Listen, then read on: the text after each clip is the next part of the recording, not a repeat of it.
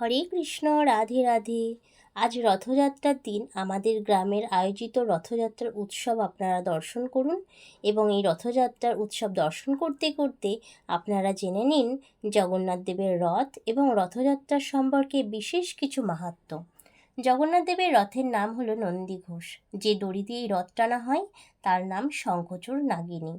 বলভদ্রের রথের নাম তালধ্বজ। এই রথের রশ্মির নাম বাসুকীনাগ। সুভদ্রার রথের নাম দর্পদলন। এই রথের রশ্মির নাম স্বর্ণচূর্ণাগ।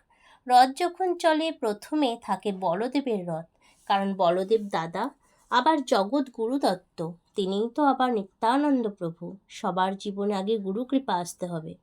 তারপর চলে সুভদ্রার রথ। সুভদ্রা হলো ভক্তি তত্ত্ব।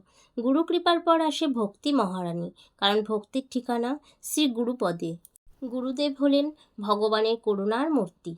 তারপর যাই ভগবান জগন্নাথ দেবের রথ। প্রথমে গুরুদেব, তারপর ভক্তি, তারপর ভগবান জগন্নাথ দেব। রথযাত্রার বিশেষ কিছু মাহাত্ম্য রয়েছে, সেগুলো কি? রথযাত্রার দিনে রথে অবস্থিত জগন্নাথ দেবকে দর্শন করলে আর পুনর্জন্ম হয় না। কেউ যদি রথের দড়ি স্পর্শ করেন, মুহূর্তেই তার কোটি পাপ বিনষ্ট হয়ে যায়।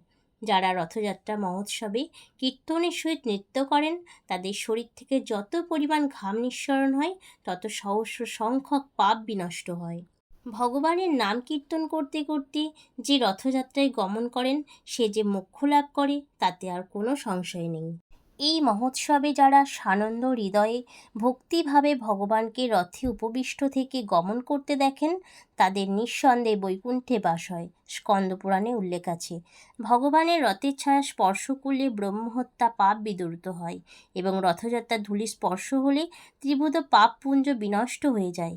এই স্বর্গ গঙ্গায় স্নানের ফল লাভ হয়।